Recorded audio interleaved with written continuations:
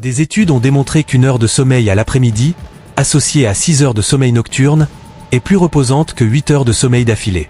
Les résultats demeurent excellents lorsque l'on prend une heure de sommeil avant le dîner associé à 6 heures de sommeil nocturne.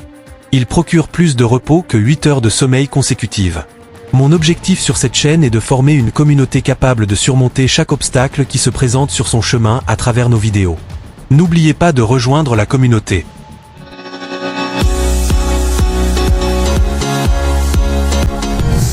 La peur et l'inquiétude peuvent fragiliser la personne la plus solide et robuste qui soit. Si vous êtes souvent submergé par l'anxiété, en visionnant cette vidéo, ne paniquez plus. Si nous voulons donner de la valeur à notre vie, nous devons apprendre à devenir le maître de nous-mêmes et ne pas laisser certains obstacles nous arrêter. Lorsque nous nous efforçons de concrétiser nos rêves les plus fous, il est crucial d'éviter 4 erreurs. Ces 4 erreurs sont: se laisser submerger par les soucis, lutter contre l'inévitable, se concentrer sur les mauvaises nouvelles, revivre constamment des souvenirs douloureux. Nous sommes tous confrontés à des pensées anxieuses matin, midi et soir. Pour prendre le contrôle de soi-même, je partage 5 méthodes pour cultiver la résilience mentale et la clarté émotionnelle, afin de surmonter les défis et réaliser nos aspirations les plus profondes. L'anxiété est une réaction normale de l'organisme face à une situation stressante ou menaçante. Les personnes anxieuses ressentent de la peur et sont généralement fatiguées pour une tâche qui n'en vaut pas la peine. Elles ont des difficultés à se concentrer, souffrent souvent d'hypertension artérielle et sont fréquemment inquiètes au lieu d'être préoccupées. Être préoccupé signifie se concentrer calmement sur le problème en suivant les étapes de résolution, tandis que s'inquiéter signifie tourner autour du problème sans prendre de décision. Maintenant que nous connaissons les caractéristiques d'une personne anxieuse, voici 5 méthodes pour prévenir et surmonter l'anxiété. Première méthode, se reposer avant la fatigue.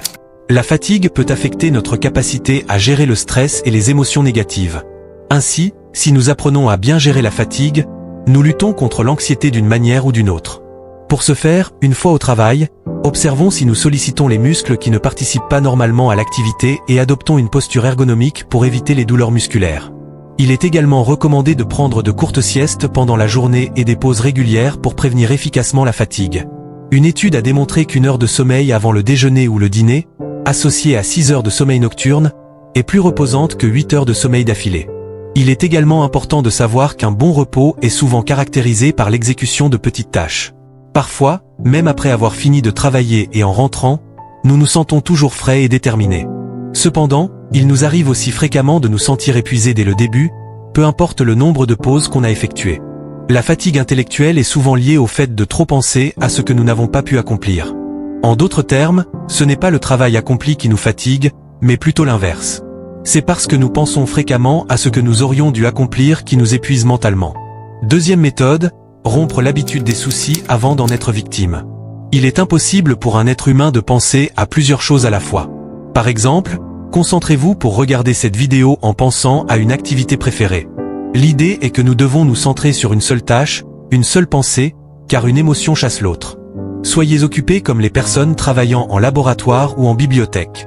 Lorsque vous entrez dans l'un de ces deux endroits, d'un côté vous avez la bibliothèque, calme et tranquille, où les gens sont plongés dans leurs livres et leurs études. De l'autre côté, vous avez le laboratoire, où les chercheurs travaillent avec concentration sur leurs expériences. Ces deux environnements représentent des espaces où la concentration et la focalisation sont essentielles, que nous pouvons copier et appliquer.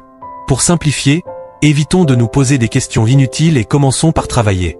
Si nous ne savons pas par où commencer, commençons quand même, l'inquiétude disparaîtra et l'ordre d'exécution des tâches s'installera. Celui qui ne sait pas combattre l'anxiété meurt jeune. Cette petite technique vous aide à surmonter les soucis, à augmenter votre productivité tout en réduisant la fatigue mentale et physique. Troisième méthode, accepter l'inévitable.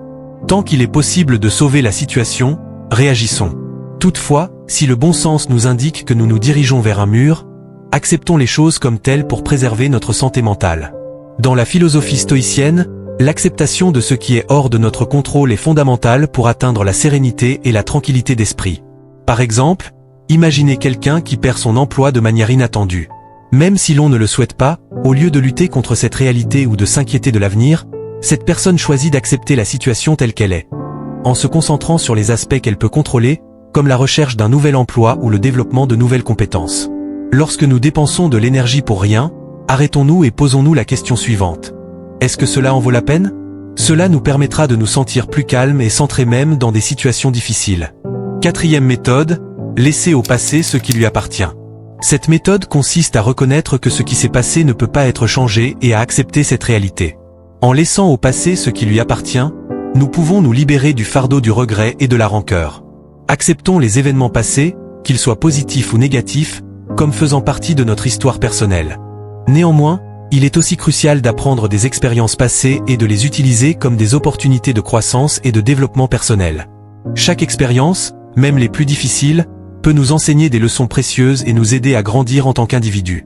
Par exemple, quelqu'un peut se retrouver dans une série de relations toxiques où il est maltraité et malheureux. Plutôt que d'identifier les schémas destructeurs et de travailler sur l'amélioration de sa confiance en soi et de ses limites personnelles, il continue à s'engager dans des relations similaires, ce qui entraîne un cycle de douleur émotionnelle et de difficultés relationnelles. Cinquième méthode, savoir relativiser les mauvaises nouvelles. Les mauvaises nouvelles ne sont pas nécessairement dirigées contre nous personnellement, mais plutôt influencées par des circonstances externes ou les actions des autres, qui ne sont pas spécialement intentionnelles à notre égard. Par exemple, si une entreprise annonce des licenciements, il est naturel de se sentir personnellement impliqué. Cependant, la décision de l'entreprise est souvent basée sur des facteurs tels que la rentabilité financière, les changements de marché, les décisions de gestion, plutôt que par des motivations personnelles envers les employés individuels. Savoir relativiser les mauvaises nouvelles est étroitement lié au deuxième point, accepter l'inévitable. En comprenant que les événements externes ne sont pas nécessairement dirigés contre nous personnellement, mais plutôt influencés par plusieurs facteurs, nous pouvons développer une capacité à relativiser et à gérer plus efficacement les situations difficiles. Sixième méthode, penser et agir gaiement pour se sentir joyeux. Quand nous éprouvons de la haine envers nos ennemis, nous leur accordons du pouvoir sur notre sommeil, notre appétit, notre tension artérielle et notre bien-être. Il est donc plus sage de cultiver la compassion envers nous-mêmes. Lorsque nous ressentons de la colère ou de la jalousie envers quelqu'un, la meilleure manière de triompher est de pardonner. Car la colère est le poison que nous buvons en espérant que le coupable en meure. Si nous ne pouvons pas pardonner, l'autre moyen de vaincre nos ennemis est de nous engager dans une cause plus grande que nous. J'espère que les conseils que j'ai partagés, inspirés du livre Comment dominer l'anxiété de Dale Carnegie et des enseignements du stoïcisme, vous seront utiles. Nous arrivons à la fin de cette vidéo. Si vous avez trouvé ces enseignements bénéfiques, n'oubliez pas de me laisser un pouce bleu et de vous abonner.